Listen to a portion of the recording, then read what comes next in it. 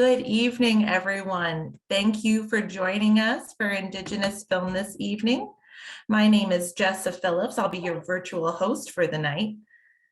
We're so excited to continue our monthly partnership with the Indigenous Film and Arts Festival, the Denver American Indian Commission, and the Denver Museum of Nature and Science.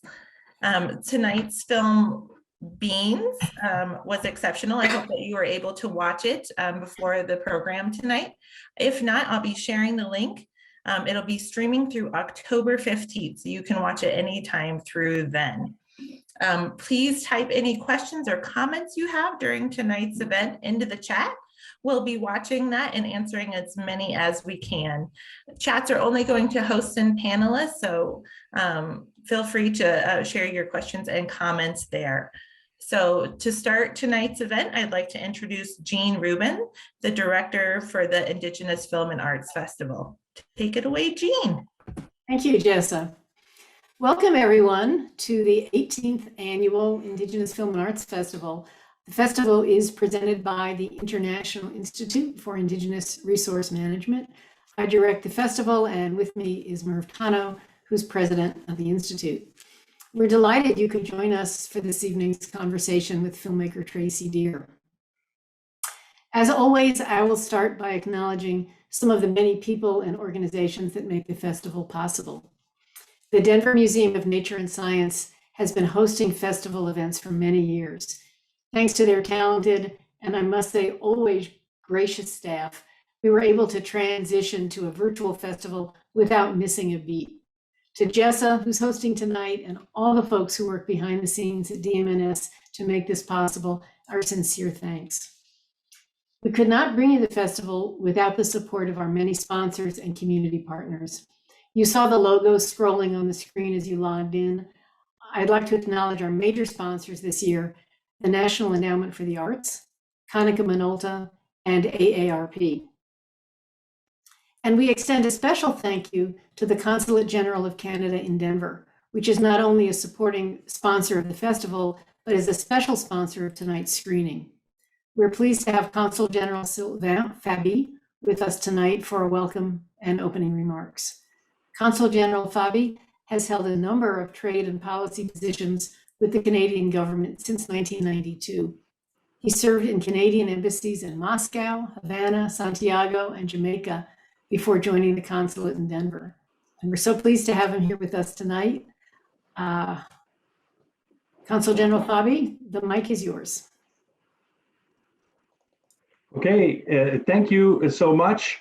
Bonjour, good evening to everyone here tonight. It really is a great pleasure to welcome you to the 18th Annual Indigenous Film and Arts Festival. I represent Canada here in Denver and in the overall US Mountain West region. And I'm very much looking forward to watching tonight's conversation with filmmaker Tracy Deer about her award-winning film Beans, as I'm sure all of you are. And as was just mentioned, COVID has made many things more challenging over the past year and a half, but it's nice that we're still able to convene gatherings like this with participants in multiple locations. For example, I'm coming to you this evening from Canada's capital city, Ottawa, which is built upon the traditional unceded territory of the Algonquin Anishinaabe Nation. And I'm also originally from a city called Sherbrooke in the province of Quebec, which is a mere 200 kilometers or more or less 125 miles from where the events depicted in the film took place 31 years ago. The Oka crisis, which is the backdrop of the movie, an event which deep roots in the action of settlers and governments alike toward the Mohawk people of Kanesatake, captivated the Canadian public in the summer of 1990. I remember quite clearly that in the news coverage, Mohawk voices were not represented, nor were there reports to provide the public with an understanding of the broader dynamics of what incited the conflict. I also remember the often disappointing reactions of many non-Indigenous Canadians, exemplifying the need for reconciliation between Canada and its Indigenous peoples. The confrontation at Oka, much like later standoffs across Canada in places like Ippawash or Gustafson Lake, marked a sad period, unfortunately, in our history. And for Indigenous peoples, the pain and trauma from these events continue to this day. And for far too long, Indigenous voices, like the one in tonight's film, were rarely heard in Canada or in the United States. It's not that these stories were not being told, they were, but often, it was that the platforms for those stories were not available or accessible. And when these stories were told, many people did not hear or even acknowledge these voices. At long last, however, I believe this is finally beginning to change. There's still a lot of work to do, but we can feel the beginning of a change. And we're striving to learn from our mistakes, including those that led to the Oka crisis. And progress on the path to reconciliation has been too slow. And righting historic wrongs and educating the wider population takes time. And there will be steps both forward and back. But the Government of Canada remains committed to a sustained, open, honest, respectful dialogue with Indigenous peoples, which is central to making progress on reconciliation and to continuing to address systemic racism. Noting our common colonial histories and shared experiences of harmful impacts on Indigenous communities, while acknowledging that our national boundaries are not those of Indigenous peoples and communities, our countries have the opportunity to work together to share what we have learned and to take action towards strengthening Indigenous peoples, their communities, and their governments on both sides and across the Canada-US border. And not only is this important that we learn from each other, but it is critical that we ensure the representation of Indigenous peoples in those dialogues. And working together, we have the opportunity to engage in a meaningful way to take the necessary and appropriate actions towards reconciliation. But for now, I applaud the International Institute for Indigenous Resource Management and all of those involved in the Indigenous Film and Arts Festival for providing this vital platform to tell and to listen to these stories over the past 18 years. I'd like to celebrate all the artists, creators, and organizers, and especially tonight, Director Tracy Deer, who worked so hard to produce these amazing films, the artwork currently on display at the University of Denver, and the festival as a whole. And of course, I offer my deep gratitude to all of you for inviting me to provide these opening remarks. Merci beaucoup, and I will turn it back over to the hosts.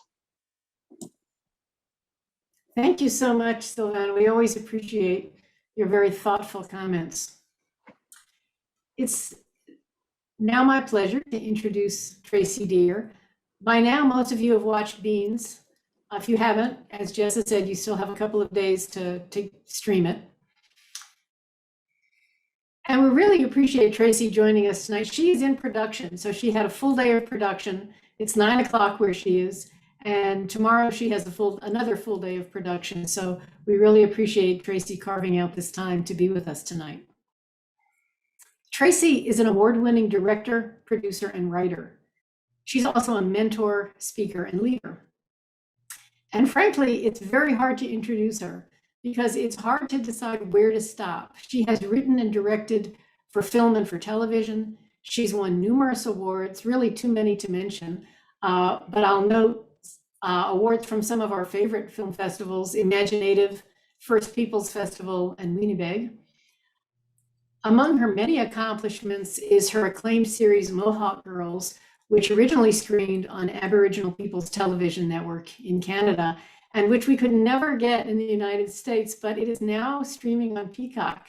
So finally, we can watch this fabulous series that she produced and directed. There is much, much more to say about Tracy, and I don't have time here. So I'm telling you, Google her. You will find out all kinds of interesting information about Tracy and the work she's done. I would like to say a few words about why we selected beans. To start with, it fits our theme of resilience in times of adversity. It illustrates resilience on every level, from the individual to the family, to the community, to the Mohawk Nation. We also like it because we think storytelling is a great way to learn. I don't know how well known the Oka crisis is throughout Canada, but it is not well known here in the lower 48. And we thought that seeing the Oka crisis unfold from the perspective of a 12-year-old girl was a unique way of seeing it. Merv and I were talking about this last night. For 12-year-old Beans, the conflict is not all consuming the way it is for the adults. She's dealing with the personal issues that we all dealt with at that age. Fitting in, dealing with family, first flirtations, beginning to figure out who we are, how we see the world, and how the world sees us. But the backdrop of conflict is not something that all of us had to deal with, which adds another layer to this coming of age story. And finally, it's excellent storytelling and superb acting. I'm going to confess, I don't generally care for films about kids. I'm usually thinking, a kid wouldn't say that or do that. But watching Beans, I was drawn into her world. I wasn't listening to an adult imagining what it would be like for a 12-year-old girl. It was Tracy telling us and showing us exactly what it was like to be 12 years old during the Oka crisis. With that, I'll ask Tracy to start our discussion by telling us a bit about her path as a filmmaker, how and why it led her to make Beans. And we have many, many more questions, but let's get started with that. Well, first I'm going to have to cry. First, Sylvain, what an incredible opening, again, to have lived through the Oka crisis and now 31 years later to hear a Canadian government official say so many thoughtful, honest truths like that.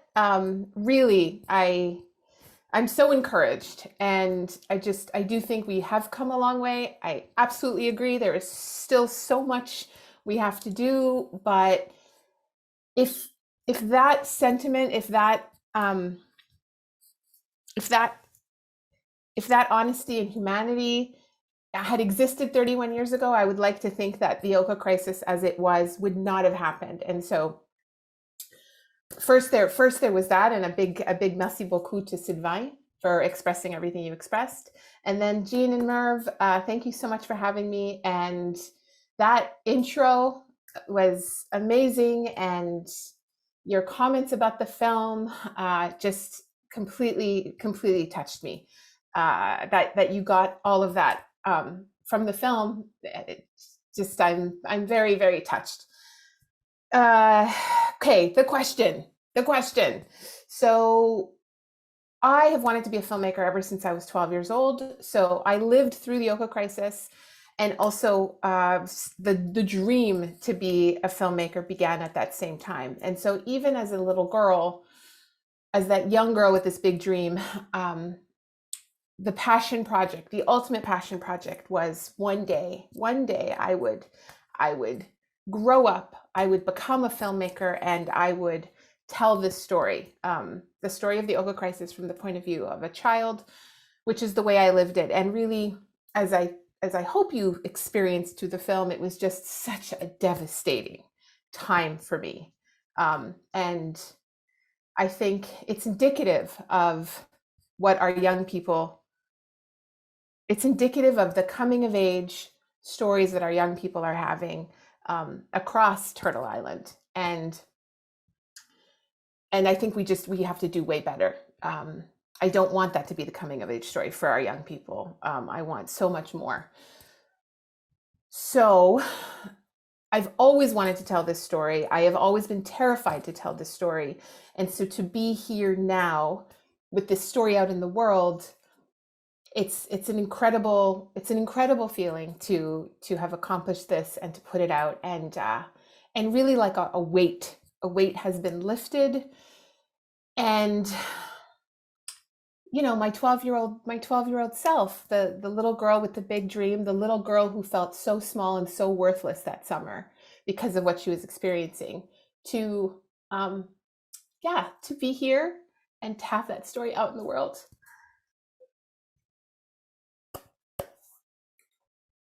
It just means so much to me. And that's how we got here. Does that answer your question? It does. Thank you. We can sense the emotion that you feel about the film. So I want to ask you, about the challenge of making an autobiographical film, because as you made it, clearly you were reliving those emotional experiences. And for all those young actors, they were living it for the first time, but in a sense they were living it too because of the trauma of acting out those scenes. Can you talk a little bit about how you dealt with that on the set, and at the end of the day, was it a healing experience? It's a great question. It did take 8 years to write this script because it was so difficult. There was many memories that I just did not want to go back to, and there was a lot of internal resistance to go back there. So the writing of the script and how to say everything I wanted to say with the film, how to come up with that arc, and what pieces to include and what pieces to exclude, it just took a very, very long time. And so the writing process itself was traumatizing. I was re-traumatizing myself in a sense, because I was pulling all of that out of the very dark, deep closet I had shoved it. Now,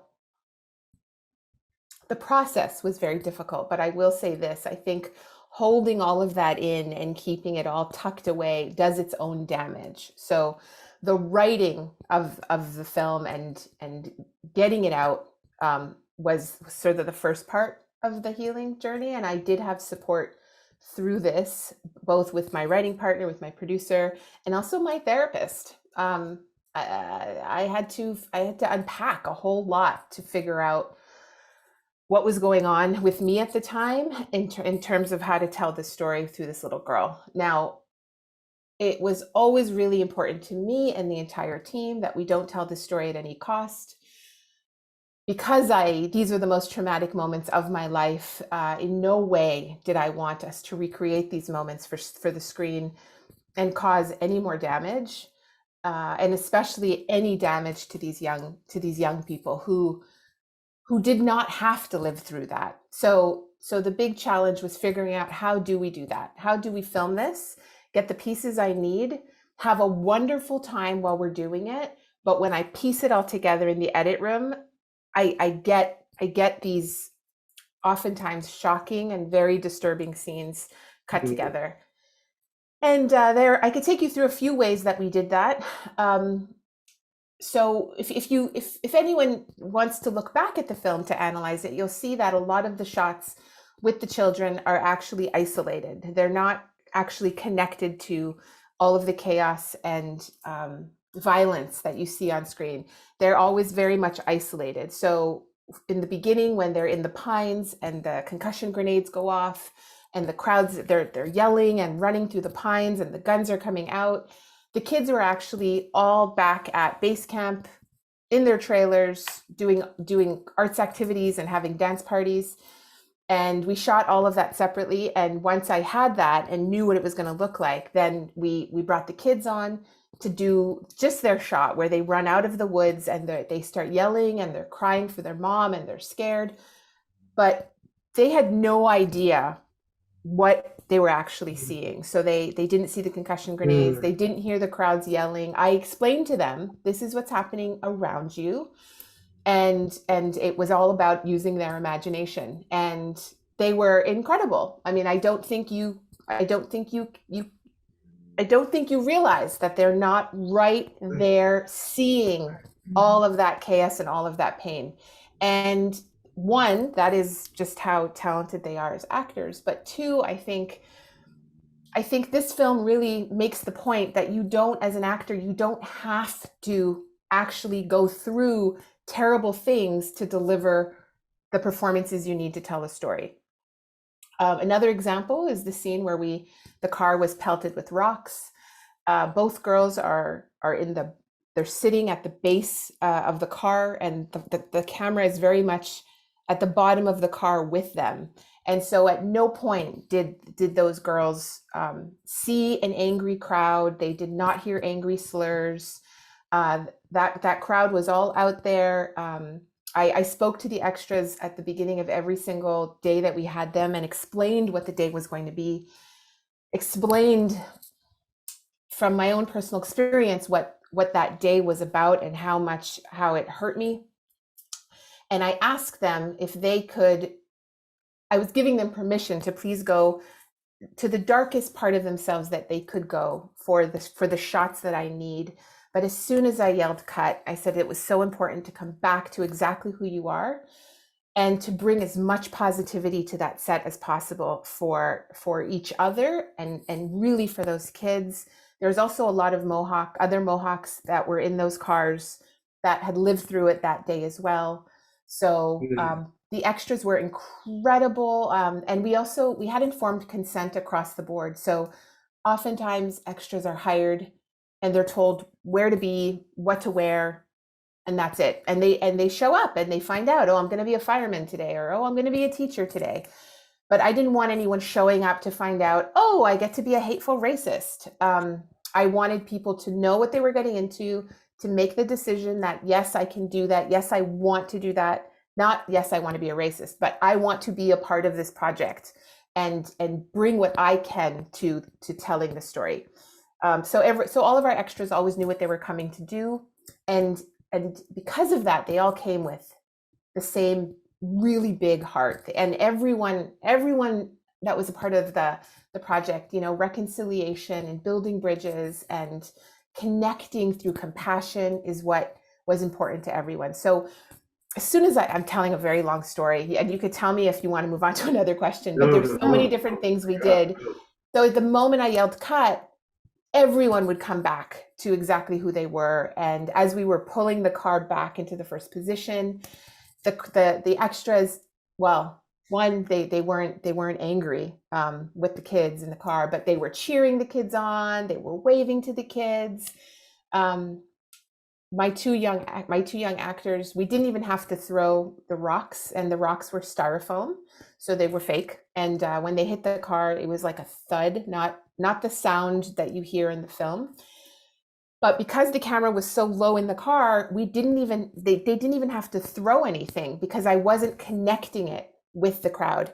And it was the two young actors who said, Tracy, can they throw, we called them the potatoes because it kind of sounded like a funky potato that would hit the car. They said, can they throw the potatoes anyway? Because it would just help me to know where to look. Mm. And I said, sure, if you want them to throw it, sure, no problem. And so that's what, it was the girls' decision to have those thrown, but the crowd was not yelling. There was no slurs. What else can I say? All of these recreations, which were recreations of real historical moments, none of them were recreated in the same location that they occurred. I was not interested in reopening the wounds of our communities that have worked so hard to rebuild over all these years. So we found communities a good 45 minutes outside of my community and our neighboring communities to recreate these scenes. And again, full disclosure, every single town knew what we wanted to come and do, and they were on board. They said, we want to be a part of this film. Please come. How can we help you? The one exception is the pines. So we really did shoot in Gunnesadage and the actual forest that was being threatened of being destroyed all those years ago. And that was because Gunnesadage asked us, they invited us to come and shoot it right there in the pines. But I will say that the graveyard was not real. Like we recreated that. We had an acting coach for the kids. Many of them were discovered talent, And there are so many tricks that an actor has on how to perform their craft, and young actors, non-actors, they just don't have that. So our acting coach was there for the kids to emotionally prepare them for the scene, how to do that safely. The acting coach was there to support me and the kids throughout the scene. And then the most important part was at the end of a scene, again, how to come back to yourself, how to leave that scene where it belongs and come right back to who you are. And again, we often had dance parties to bring the energy back up on set, and have fun and laugh as much as possible. Now, there are a whole bunch of other examples, but I feel like I could probably talk about it for another 20 minutes, and we probably have other questions. But to sum up, it was very, very important to me that these children came to set every single day and had fun. They're children, they shouldn't be working. So the only way I felt good about them coming to work on my set is if they were having fun every single day. And my goal was for them to come to set excited, and at the end to not want to leave. And that's pretty much what happened. I'm very, very proud of that. You know, as well you should be, because that is such a commendable ethical approach that not all filmmakers adopt that approach, and especially dealing with children. Can I give one more example that's important? You're the storyteller. We want stories. So I want to just bring up the sexual violence scene at the end and just explain how we did that one too, because that one worried us all.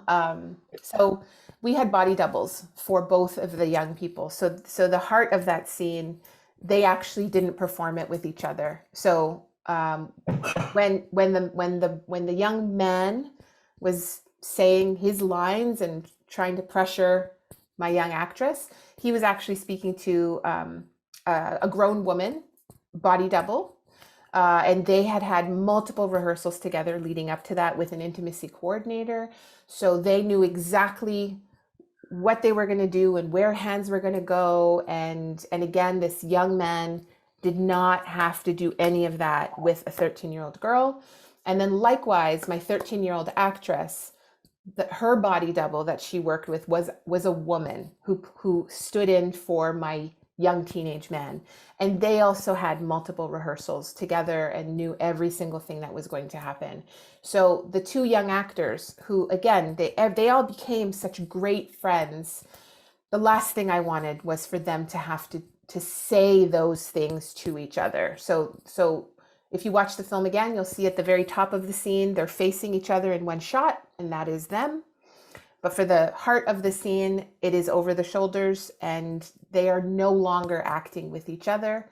And they only come back together at the very, very end when she kicks him in the knee and knocks him down and gets away. And they both felt really good about coming back together for her to kick his ass and get away. I have to say, the behind the scenes stories are as powerful as the film. They really are. I want to. Oh my gosh. I want to suggest that you make a film about the making of Beans, because these are not only powerful stories, but they're real lessons to filmmakers. Because we've been made aware of filmmakers who have been really exploitive of kids to get a response on camera. And to the point where we've said, there's no way we can screen this film. So you found out, like, through the grapevine what was right? Well, we found we disqualified the film for a lot of reasons, but became aware that the filmmaker was doing a Q&A at another film festival, and it was recorded, and she was so proud of how she had manipulated a child. Oof. I mean, it was horrifying. And so, it's like you and she are like polar opposites. It's great to hear you talk about the ethics and the care that you took to protect your young actors. I'm going to give Merv the next question before we go to the chat room. Yeah, I have to say, Tracy, your discussion has been really, really informative. Because the question I had uh, in presume something, and I'll ask it. I said, I do a lot of writing, I do a lot of speechifying, and when I talk about the relationship between Native peoples and governments, or with other non-native institutions, I characterize it as the long war. But I further describe it as a war of ideas. Now, Oka was different. It was that, but it was also a violent confrontation. Uh, so it is eventually the barricades go down. Eventually, the guns get back into the armories. They get back into the gun racks. But all of the kind of hatred, the kinds of fears that the hurts that are experienced, they're not so easily stowed away. And the question I had for you was, what's the role of the filmmaker, indigenous filmmaker, in assuaging those fears, those hatreds, and ultimately, you know, attempting to bring about peace, mutual respect, and reconciliation.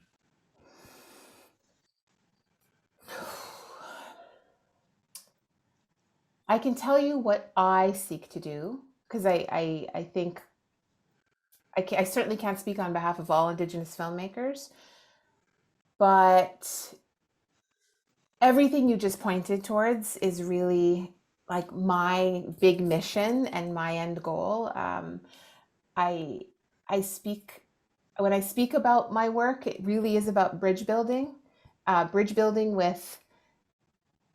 with non-Indigenous people, but also bridge building with each other, because we know within our own communities there's so much pain, and as you said, the hatred and the fear, and that can manifest in so many different ways. It can be self-destructive, but it can also be destructive of each other. So, okay, so I'm sort of rambling all over the place, but what I seek to do, that the war of ideas that you mentioned, I seek to humanize and get out of just the ideas. Because that war of ideas and that pain and that hatred, I know exactly the damage that can be done because of it. One, I lived it through the Oka crisis, but there are so many different ways that I've experienced that. And for me, the Oka crisis and putting my story during that summer, it's a heightened reality, but it still represents our reality across the board, right? So that racism didn't just happen that summer. Our people are dealing with racism all the time. Right. And the Oka crisis was a watershed moment, but we are having these kinds of conflicts still to this day. So Sylvain mentioned a number of other big conflicts from the past, but there are a bunch that we could name that just happened as well. So, oh God, I'm rambling all over the place. For me, films and storytelling have always been a safe space to feel my feelings. They've been a safe place to process and release. I know that making this film has been a healing journey for me to again unpack those wounds and give them the space, give myself the space to heal. And by putting this story back out into the world, I like to think I'm passing it back to those it belongs to. We did not bring those tanks. We did not bring that violence, and yet we were the ones that paid for it. And part of the healing for me, just as the filmmaker, is putting that back out into the hands of Canadians, putting that mirror up and putting the challenge out to say, is this really who we want to be? And if not, what are you willing to do about it? And that to me is about building that compassion and building that empathy.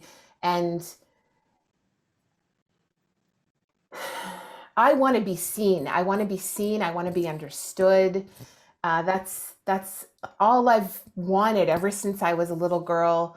And I felt so worthless that summer when those people threw those rocks and the cops stood by. The only message my young brain could process was that I didn't matter. And with my work, I want people to see us, and I want people to love us, and I want them to stand up and be by our side and do what they can to protect us, so none of our kids ever feel that worthlessness that I know I felt for so long. That's what I seek to do, and those are definitely the stories that have affected me and changed me, and it made me into an active fan of humanity. You know, we're all ultimately we're all the same, and we all need each other. So that was all over the place. I'm so sorry. No, I would tell you, when I asked the question, when I wrote the question, I was thinking the role of the filmmaker as someone who writes, directs. I had not thought of the filmmaker as one who is, in a sense, orchestrating and interacting with a cast of characters that includes the community. I did not see the filmmaker as a community builder. And the way you described how you operated with the actors, I mean, I was almost in tears, because it had never occurred to me that the filmmaker has so much power. Forget about the writing, just in orchestrating what's going on and teaching them your extras. Oh my God, it was powerful. Powerful. Thank you. I'm sorry, I'm going on now. So we have a related question from Andy, who's actually the staff at the Canadian Consulate here in Denver. He says, I grew up in Ontario, but was too young to remember the Oka crisis when it happened. So in addition to the powerful way you told the story, I appreciate being able to actually learn this history that I wasn't taught in school. Have you found different reactions from audiences that lived through it versus younger generations? So I wish I had a really great answer for that, but because the film has come out during the pandemic, I really haven't been in with live audiences or been able to interact a whole lot. So I don't, for that specific question between people who lived it versus younger generation, I don't have, unfortunately, I don't have a specific answer. I mean, I've been getting a lot of feedback from the different generations, and it's difficult, right? I think for Indigenous people, and I do like to give a trigger warning as often as I can, because you depending on where you are in your journey, you may not want to be hit with everything that happens in this film. So the reactions I'm getting from Indigenous people versus non-Indigenous people, it's all, so far it's certainly all been positive and powerful. The feedback I've been getting has been powerful. but it is different what I'm hearing from Indigenous people versus what I'm hearing from non-Indigenous people. And from non-Indigenous people, it's sort of like their brain goes like this, and they're like, "What? I didn't know, and I can't believe it." And I was expecting the I can't believe it, which is why I have the documentary footage in the film, because at any point, if you're watching my recreations and you're thinking, oh, that she's totally exaggerating, it was never that bad. It couldn't have been that bad. Don't worry, honey. She's taking creative license, I'm sure. I didn't want to let the audience off the hook like that. So that's why there is the documentary footage, the archival footage in there, so that you do know that this really did happen. So I think it is a very different viewing experience depending if you're Indigenous or if you're non-Indigenous. We have a related comment here from Sonia. She's thanking you. Your film is excellent, moving, and powerful. She said she's read about and spoken with tribal members who participated in the Oka crisis protests, thanks to programs presented by our film festival in prior years. She says, even so, to your point, the inclusion of documentary footage provided important context for me, a weighty and important story. Amazing. She also agrees with me that you should be teaching other filmmakers courses in ethical filmmaking. You have two votes for teaching ethics. I wanted to ask you, just, moving back from Beans a bit, just to your broader experience with filmmaking. We, from the perspective of dealing with filmmakers as a festival, we get the sense that Indigenous filmmaking is it's a supportive and collaborative community. We love reading credits because we're always saying, oh, this one who directed, he's second camera for this one. And you see all this interaction and support and cooperation among filmmakers. Could you just share some of your thoughts on how you perceive the community of Indigenous filmmakers, what it means to work with other Indigenous filmmakers, to have mentors, and to be a mentor to up and coming filmmakers? Yeah. Oh my goodness. The community is amazing. It's very tight knit. And I was going to say it's small, but I mean, it is growing, especially definitely. like in the last 5 years, like the growth is exponential. So it's very, very exciting. And, my mentors were so important to me. And I will say that they haven't all been Indigenous. I've had some incredible non-Indigenous mentors who have taken me under their wing, and mentorship is so important. I have certainly, maybe I've been out of school for 20 years, so maybe it now exists that you can learn to be a director. But certainly when I was going to film school, there's no one way to be a director. There's no one way to be a writer. You can learn what others do, and you can learn structure and format, but we all as artists have to find our own way, and mentorship and learning from others, especially and so now I am a mentor. I was a mentee, and now I'm a mentor, and part of it for me is to try to help people avoid the mistakes that I made. So to help,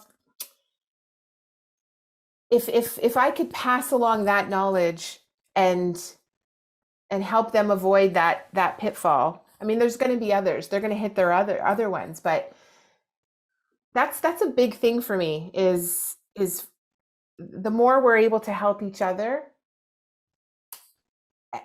the quicker we're going to climb all together. And it's actually the opposite of the crabs in the bucket. The crabs in the bucket, which unfortunately we do see in our communities sometimes, right? It's the pulling, we pull down if somebody gets too high, this notion of like, we got to cut her down.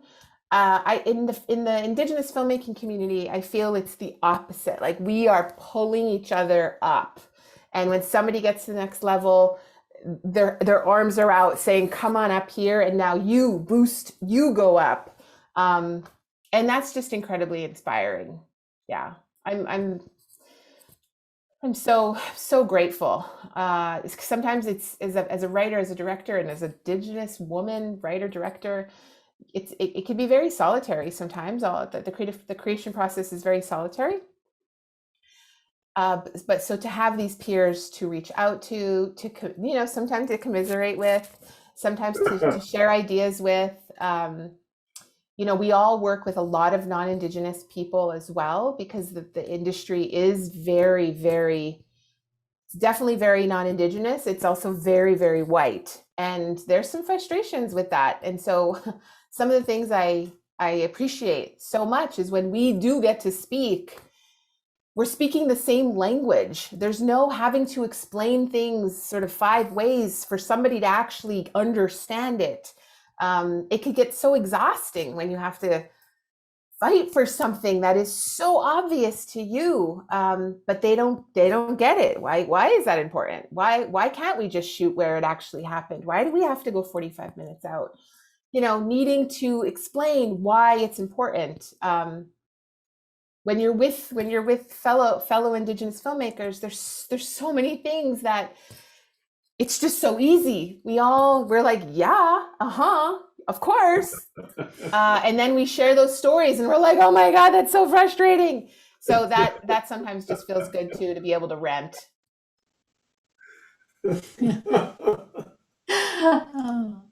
Okay, we have a question from Felix. For Indigenous peoples, past harms and atrocities tend to be recreated all the time. Are you also using the film about past events as an indictment of current realities for Indigenous and First Nations peoples? Yes, absolutely. So as I said, this story is historical. It took place 31 years ago. But everything explored in the film, all of the themes and all of the violence and all of the racism, it is all still incredibly current. And of course, it's not even just current to what Indigenous people are living. I mean, we've seen sort of this global reckoning in the last year, and the violence that all people of color and Black and Indigenous people are living with. I think that the film hits on all of our experiences at the hands of, the white majority and systemic racism that many people are in denial of, but exists. I mean, and if you are Indigenous, Black, or a person of color, again, it's one of those things, you get it because you're living it all the time. So for me, this film is not like, hey, check out what happened 30 years ago. I'd like to think it's a safe way into very difficult themes. You come in thinking, oh, I'm going to learn that, like, oh, it's a film about the past, which has nothing to do with me. Oh, I wasn't even born then. But you get through it, and I hope eyes are opened and the parallels to what we're seeing every day currently line up, and you now have a better perspective of what it means and the effects that it has on everyday people, on children, and what I really hope is that everyone. The whole point of not letting people off the hook for me is that by the end of the film, you have a choice. You're going to keep your head in the sand and remain inactive, and then you are complicit, or you are going to go back out into the world and find your own ways. We all have our personal power. Find your ways to make a difference.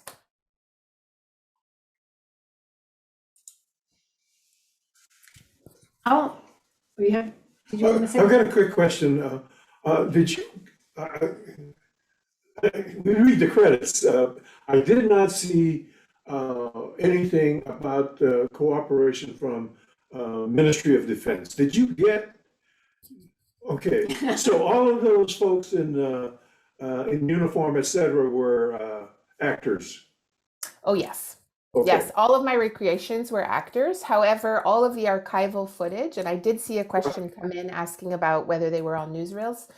So all of the archival footage is actually all newsreels. And so the soldiers you would see in there, they were the actual soldiers at the time. All of that was recorded by the news at the time. And I dug into the archives of all of the news stations that are still in existence to find that footage.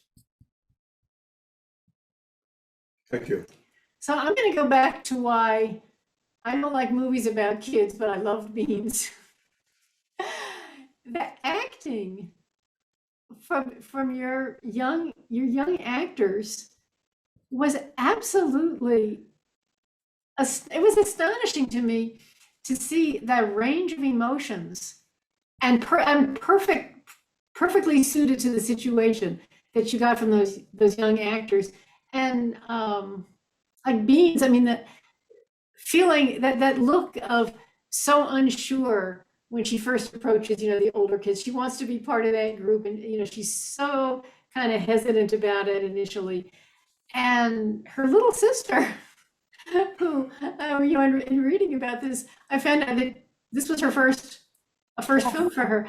Can you talk a little bit about working with young actors and working with a mix of actors, professional actors, and kids who have, I don't know, do you call them professional when they're that young, that had worked before, and then somebody like Viola, who was in her very first film, and it just nailed it.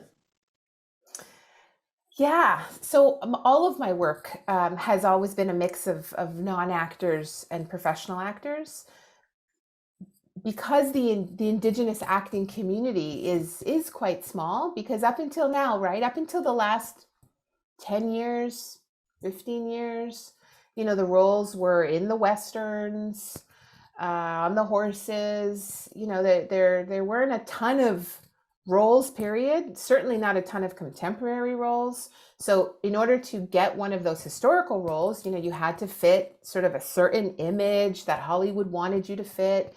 And the modern Indigenous person, we have so many different kinds of looks, which was important to me to really highlight in Mohawk Girls, my show. There's all types of, there's blondes, there's blue-eyed, we're light-skinned, we're freckles, we're red hair, and we're dark, and we're not dark. So for the longest time, you had to fit a certain mold, and then that mold typically was either a one-note, one-dimensional character. You were a villain, or you were killed off essentially within a couple beats. So the Indigenous acting community is quite small, and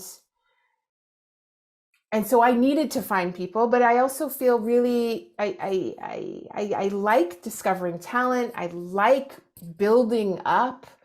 As a young girl with these big dreams to become a filmmaker, at the time it felt impossible, and I had plenty of people telling me that was stupid and that would never happen. And I stuck with it. So I, especially young people who have these dreams to become actors, to be able to give them that opportunity and to be there to help them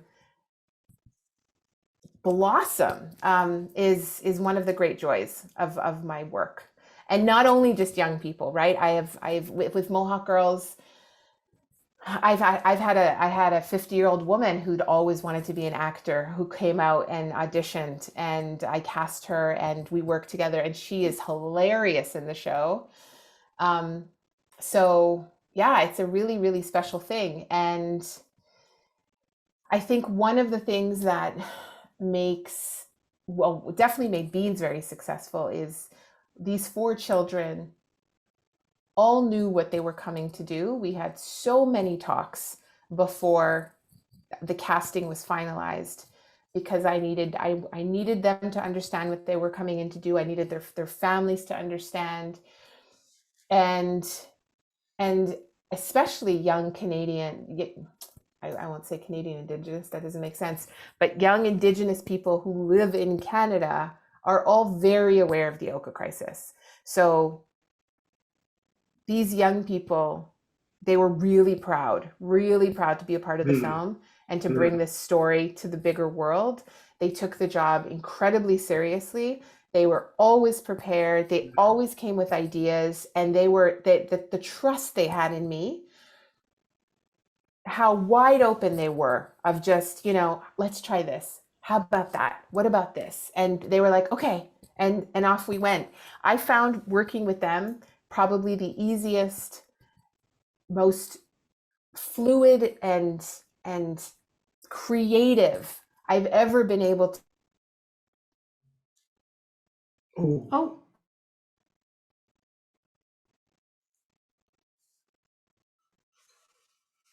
Technical difficulties. oh, we need help. We need help unfreezing Tracy.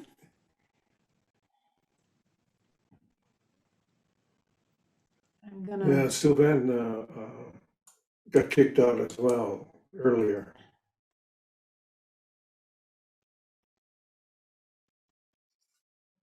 Well, that's an interesting question there from Sonia. Yeah.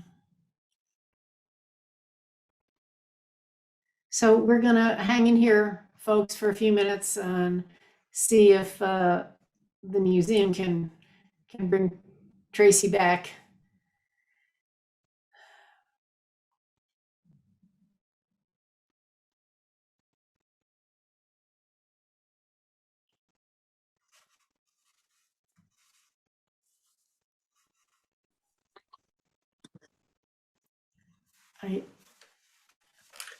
Hi, can you hear me? Sounds. Yes. Great. Sorry. It's all right. Zoom. All right. We're back. So I don't know when you lost me.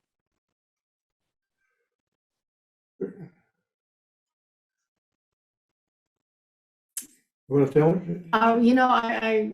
I got distracted trying to figure out how to get you back. So You're talking about how fluid it was to work with those. Oh, Right. okay, great. yeah, Good. Okay. So you didn't miss much, because I realized like I'd lost you as well at that point. What I wanted to just finish off saying was that as we age, as we grow, we experience hurt, and we end up building these walls of protection, which is natural and necessary. And an actor,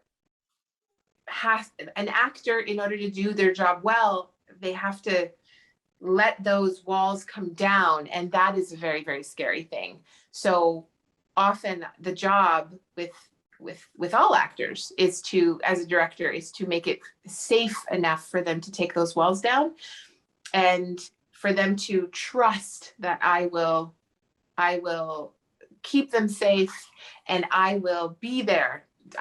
What I want to do as a director is for them to know I have their back, and I am going to guide the best performance out of them so that they shine on screen. But that trust it takes time to achieve it, and sometimes you never do. And with these children,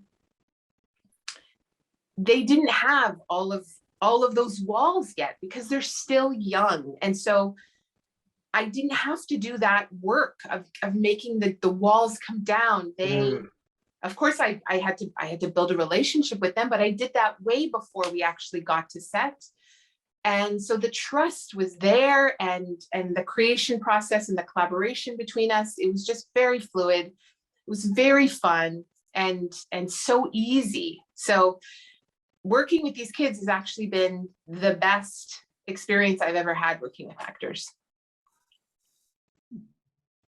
We have an interesting question here. Wanting to know if any of the people depicted actually in the news clips are aware of your film that you know of. Have any been in touch with you? And she says she's curious to know if local perspectives have changed. So no, nobody, I don't know. who is aware and who isn't aware. Nobody has reached out to me or the production company yet. I'm super curious and open to those conversations if anyone does reach out, but that hasn't happened yet. So I know you're in production. Are you able to talk about what's coming next? You can say no. I'm not even sure how much I'm allowed to say, honestly, Okay. but if you did a Google search, I know there is a press release out, and you would hit upon some news there, but I think I'm not actually allowed contractually to say anything. Not a problem. We'll Google you.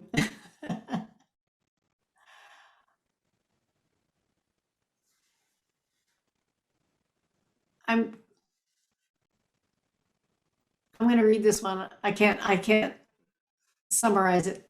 What should the mission of those hurt by your subject matter be that are not BIPOC, but want to understand how their own childhoods are intertwined with the characters in the film? What's the first part of the question? What should be the mission of those hurt by your I'm not entirely clear on this. Yeah. Mission of No, those I think I get it. So those who, and look, I actually hope everyone is able to relate to beings, regardless of whether you're Indigenous, BIPOC or not. Again, it's a very human experience, and we all go through coming of age, and we all suffer. We all suffer.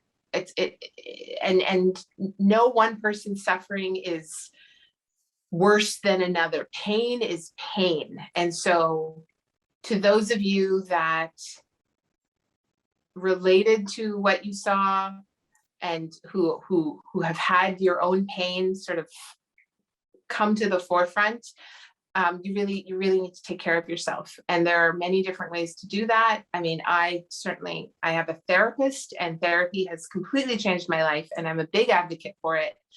But it could also be having that close friend, having that partner that you're able to share with, you're able to emote with, or do it by yourself, cry, let it out, journal, but start to process that. Because the one thing I do know for certain, that holding that in, the way you have been hurt by holding it in, you are now hurting yourself. And we all deserve so much better than that. So I hope that the film did not cause more hurt. And we all need to heal. Like, I just think that the world over needs to go on a healing journey. Every single individual, we've all experienced pain. We've all been hurt. And going on that healing journey is so, so important, not only for ourselves, but for the people we love and for the world at large. So I would encourage you to take that first step, and there's many different ways, but take that step, give yourself that time, because you are important. Thank you.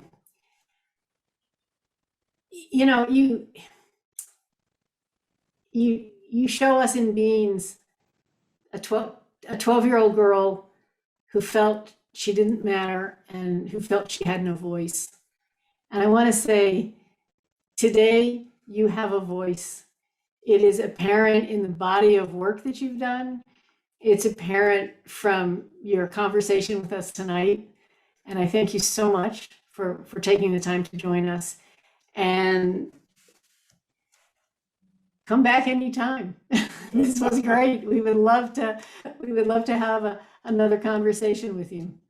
So we'll look forward to the next project when we can invite you back. Thank you. Thank you so much. Well, listen, I have a voice because you people like you program my movies. You have me here to speak. So I am just so grateful for both of those things, because I have things to say, and I want to change the world through story. And I really appreciate you giving me the opportunity to do that, both with my work and with my voice. Thank you. Oh, our pleasure. Yeah. Our pleasure. So thanks to everyone for joining us.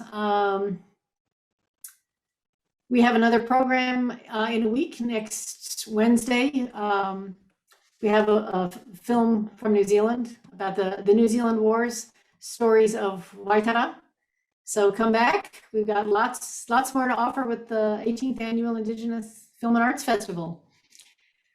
Thank you, DMNS, as always, your great hosts. And Sylvan. Sylvan and Andy, I'm not sure if did the connection survive? I think so. Yeah. They're there. Sylvan and Andy, thank you so much for joining us. We appreciate your support of the festival, and we especially appreciate that you come on and offer a welcome and remarks around some films that have some very difficult issues.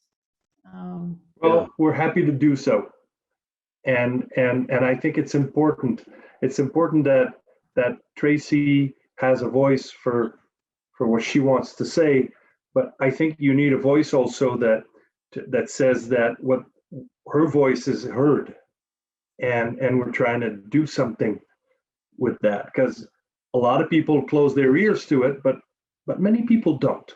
So that's what we have to build on. And Tracy, thank you so much. This was awesome. Thank you.